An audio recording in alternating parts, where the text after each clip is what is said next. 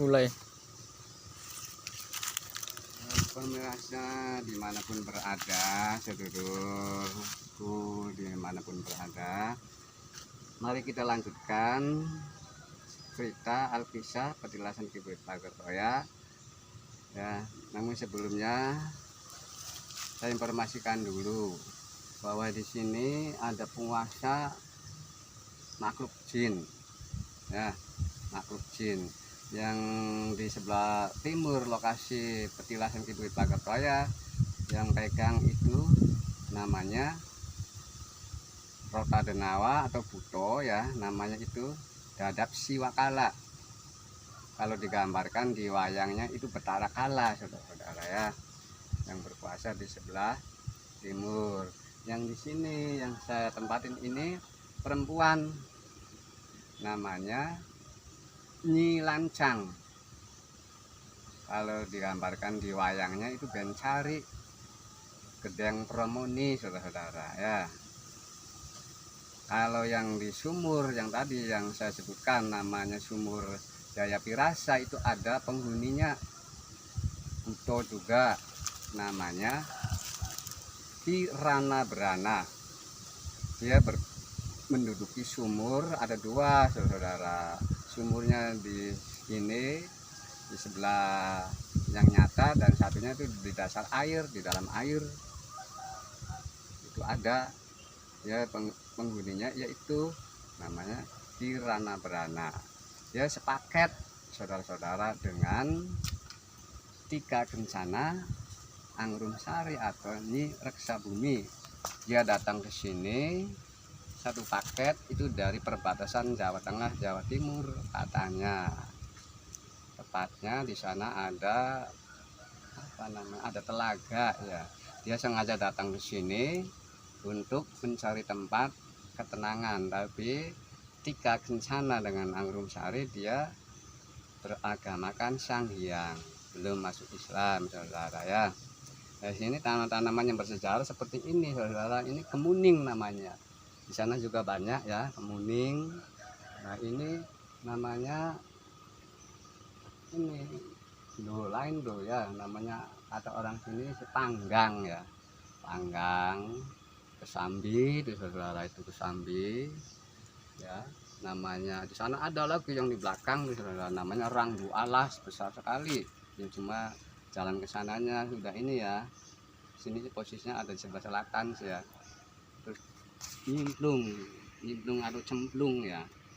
Di sini ada Tikel Balung, pepohonan yang mengandung sejarah masih zaman dulu. Di sini masih sungguh sangat lebat, pohon-pohonnya masih begini angker, ya. Nah, sekarang saya lanjutkan, akan bercerita, tapi cari tempat yang agak enak lah, duduk dulu di sana, duduk-dudukan biar enak. Kalau berdiri aja kan capek, ya. Ini dulu.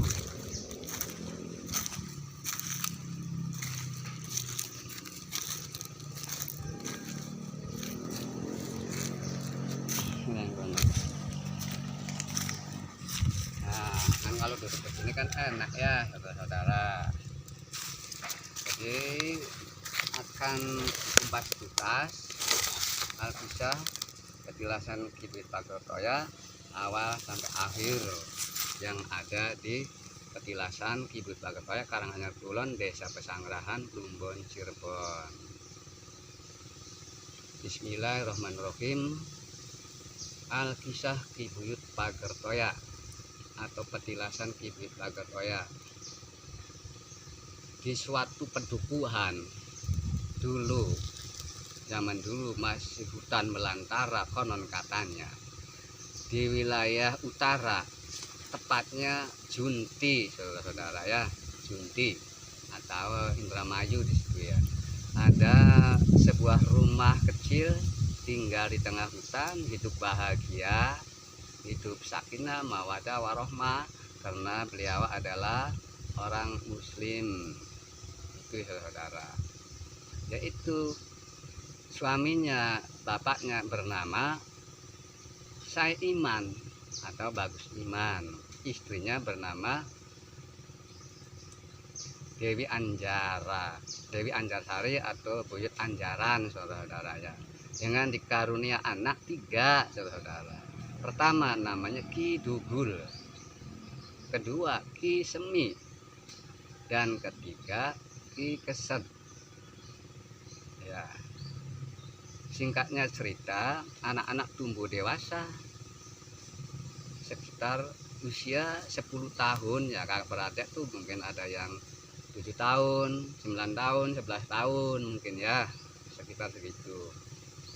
Cuma orang tua berniat untuk menyekolahkan anaknya, menitipkan ke pondok, yaitu yang namanya Sai Iman itu dengan istrinya Nyai Anjaran itu berangkat ke arah selatan dan ia sambil membawa ketiga anaknya itu, saudara-saudara ya. Membawa ketiga anaknya, dia mampir ke tempat tinggalnya kakeknya yang bernama Pangeran Jagakarsa Tubagus Wirawinangun, dan neneknya namanya Dewi Saptarengga atau Nyi Renggasari. Setelah itu langsung anak itu dibawa oleh kakeknya, dititipkan ke pondok untuk bersekolah ya. Tepatnya di pondok itu namanya di sana di Cirebon Girang katanya, saudara-saudara ya.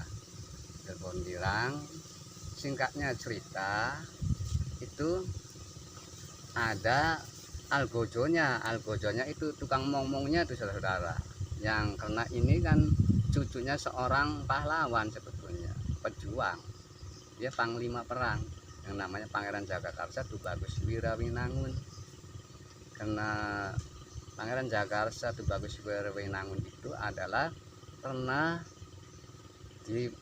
diminta oleh pusat keraton Raja Cirebon, dulu si raja namanya ya, mungkin sekarang sih gimana namanya, itu ditugaskan untuk mengusir penjajah atau musuh yang menjajah negara kita semua ini di Sunda Kelapa pada saat itu. Jadi bukan orang sembarangan, saudara ya, sehingga cucunya disekolahkan atau dititipkan di pondok itu didampingi oleh algojonya atau yang ngomongnya namanya Ki Waruganda. Paham, saudara? Yaitu sekolah agama di Cirebon Girang dengan guru besar katanya Simbah Guru Sangkan itu ya. Ini clear semua cerita dari orang tua-tua yang di sini dulu yang sudah meninggalkan kita. Sebetulnya cerita juga satu tadinya nggak mau terus, cuma ini dorongan dari teman-teman. Terkadang kalau melekan di pendopo itu tolong dongeng lah, dongeng tentang ini, makanya lebih baik ya, zaman sekarang kan sudah canggih ya, sudah canggih, ada ini ada YouTube apa, makanya saya coba ini. Tapi kalau saudara-saudara saya dimanapun berada, kalau cerita ini menyinggung para saudara-saudara saya yang dimanapun berada, mohon maaf ya, maklum, karena ini judulnya bukan sejarah tadinya sih, cuma hanya dongengan daripada dimana dulu kakak-kakak saya itu, ayo sini nak dongeng Ki Buyutan, tapi pesannya jangan diceritakan buat sembarangan tadinya, yaitu zaman dulu. Nah sekarang kita kembali lagi, kurang lebih 10 tahun dia di pondok di Cirebon Girang. Dia oleh sang guru dididik tentang ilmu agama, ilmu kanuragan yang namanya Ki Dugul itu, saudara ya. Ki Dugul, dia tumbuh dewasa, dia menjadi pemuda yang tampan, ramah tamah, baik hati, rendah hati, dia cakep, ganteng. Makanya diberi gelar namanya itu Elang Kusuma Wijaya ya, Elang Kusuma Wijaya. Diberi gelar itu setelah mondok kurang lebih 10 tahun, mungkin usianya mungkin ya 19 tahun atau 20 tahun mungkin, saudara-saudara ya, sekitar itu. Cuma dengar Beja dengar informasi dari rakyat itu nyampe ke telinganya sang guru besar, yaitu yang mengajarkan agama yang di Jepongerang itu, bahwa ada berita ada alas atau hutan yang lebat, nggak bisa, ibaratnya apa, nggak bisa nggak bisa dijadikan pedukuhan itu, nggak bisa dibabat ya, nggak bisa dihancurkan, karena di situ ada sang penunggu makhluk gaib yang luar biasa saktinya. Katanya orang apalagi merusak pepohonan, saudara-saudara, masuk ke wilayah ini aja itu banyak yang nggak kembali atau mati ya, karena di sini sangat angker hutan yang di sini yang saya dudukin ini maksudnya gitu. Akhirnya sesepuh dari Jepongerang meninjau ke lokasi sini, saudara-saudara. Setelah ditinjau, dia itu ada di sini petilasannya, namanya Ki Gagang Aking, dan langsung bikin sumur di situ, membuat sumur namanya Sumur Jaya Pirasa. Ya, setelah beberapa hari atau beberapa bulan ke depannya, terus diperintahlah murid kesayangannya yang bernama Elang Kusuma Wijaya itu untuk totor alas ya di wilayah sini, saudara-saudara. Akhirnya dengan bangga hati, dengan senang hati,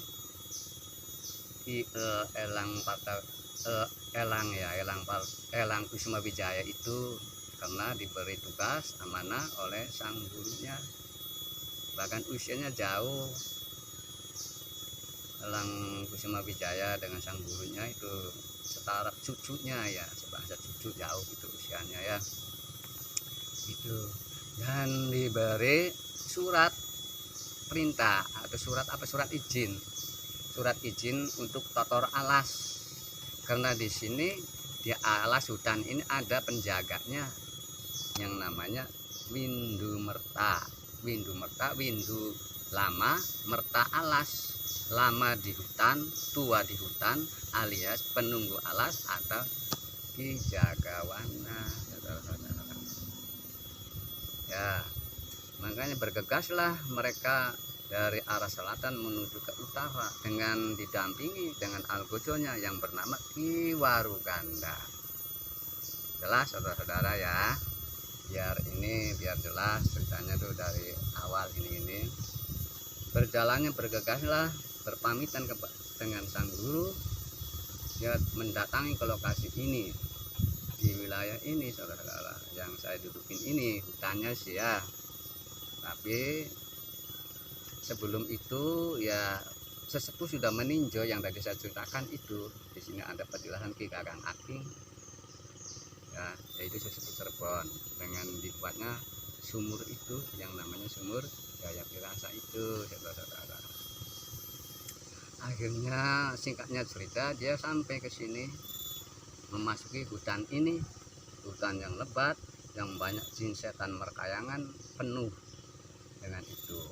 Dia awal pertama memasuki pintu ini, kata konon ya, itu dari jalan depan, itu pintu masuk dari musola Bagat Oya yang di depan sana, itu udah mulai ada pertemuan yang namanya itu Buto Dadap Siwakala. Dadap Siwakala kalau di pewayangan gambarannya itu Betara Kala, saudara-saudara ya. Di situ bertemu langsung tempur, bertarung ya, karena kalau yang setan lelembut kecil-kecil itu pada kalang kabut, pada lari, jadi dia itu merasa terusik yang namanya Dadap Siwakala. Akhirnya bertempur habis-habisan, akhirnya kasoran itu si Dadap Siwakala itu nyerah.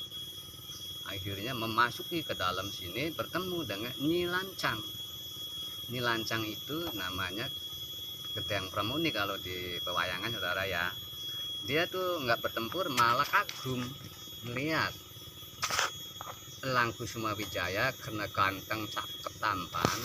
Dia merayu, kacung bagus, isun si ora arep kebulatan maning, di sini kepengen dadi garwae sampean bae cung bagus. Akhirnya tersenyum lah Elang Kusuma Wijaya, tersenyum. Akhirnya didamai, diobrolin, dan enggak kekerasan, enggak pakai kekerasan. Terusan bertemu lagi dengan namanya Kirana Brana, ya itu Rota Denawa atau Buto. Kalau digambarkan di wayang itu namanya Kumbakarna atau Kumbakarno.